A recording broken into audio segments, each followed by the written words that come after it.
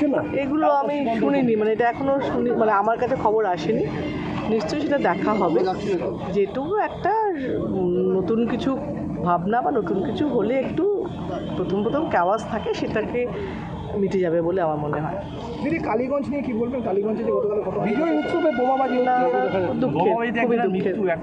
খুবই দুঃখের। এটা আনন্দকে ঢেকে দিল না, ওই ব্যাঙ্গালোরের জয়ের মতন হলো। মানে এত খুশির জায়গাটা দুঃখে পরিণত হলো, এর থেকে দুঃখ কিছু হয় না। এই ব্যাপারটাকে কি কোনোভাবে আটকানো যাচ্ছে না? বোমাবাজি হচ্ছে এবং সেখানে শাসক দলের যারা শাসক আটকাচ্ছে না কেন বলছো? আটকানো হচ্ছে, চেষ্টা হচ্ছে, সবই কমছে বা কখনো কখনো কিছু। আর সব লোকগুলো যারা ক্যাওয়াজ করে, প্রবলেম করে, সবই যে দলের মুখ সেরকমও ভেবো না। অনেক সময় অনেক পরিস্থিতি তৈরি হয়, কিন্তু এগুলো কখনোই সমর্থনযোগ্য নয়, কখনোই এটা যে হ্যাঁ ঠিক করছে প্রশ্নই ওঠে না। ভাইরাল অডিও গান ভোটের আগে তো ধরুন এই বোমা, পিস্তল এগুলো তো উদ্ধার হওয়া উচিত ছিল, তাও হলো না কেন?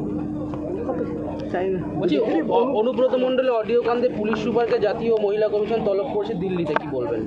মহিলা কমিশন তলব করেছে, উনি যাবেন, সেখানে আমি কি বলবো? আমার জাতীয় মহিলা কমিশনে যাবেন, উনি যে যাকে ডাকা হয়েছে, যাকে মেডিকেল কলেজটা কি করছে? মেডিকেলটা আমরা তখন করেছিলাম চেষ্টা 2011-12-তে প্রথম জেতার পর। তো সেটা এখন একটা রূপ ধারণ করেছে, সেটা শুরু হবে বলছে পিপিপি মডেলের। একটা খুব ভালো, মানে একটা যে কোনো প্রচেষ্টা যদি সাকসেস হয় সেটা তো ভালো লাগে। মানে এটা যখন হচ্ছিল যখন সিএমকে বলেছিলাম, তখন সেটা ঘুরে গিয়ে ওখানে রামপুরহাট চলে গেছিলো।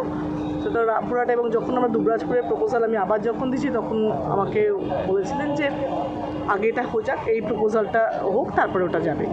ঠিক আছে। দীর্ঘদিন তো আপনি জনপ্রতিনিধি রয়েছেন, পার্লামেন্ট লিড করছেন, বিধানসভায় যে ঘটনাগুলো ঘটছে, বিরোধীদের যে বক্তব্য সেগুলোকে গ্রহণ করা হচ্ছে না, মারামারি হচ্ছে, বিভিন্ন সময়ে অভিযোগ উঠছে, বিরোধীরা দফায় দফায় বিক্ষোভ। সব জায়গায় হয়, বিধানসভা আমাদের পার্লামেন্টে হয় না? পার্লামেন্টে হয়নি, অন্য বিধানসভায় হয় না? তুমি হঠাৎ করে তোমার মনে হলো শুধুমাত্র পশ্চিমবঙ্গে হচ্ছে? যেভাবে বিরোধীদের কোনো বক্তব্যকে রেকর্ড করা হচ্ছে না, রেকর্ডের বাইরে যে কোনো সময় যে কোনো বক্তব্য সেটা গুরুত্বপূর্ণ বলছে বিরোধীরা। পার্লামেন্টে এমন ঘটনা ঘটলে তো এটা বলা হয় যে বিজেপি কন্ট্রোল হচ্ছে, রাজ্যের ক্ষেত্রে তো একই ঘটনা বিজেপি শুনবে। যে ওইখানে আমি নেই, যেখানে আছে বিধানসভার এমএলএদের প্রশ্ন করলে আমরা উত্তরটা পেতে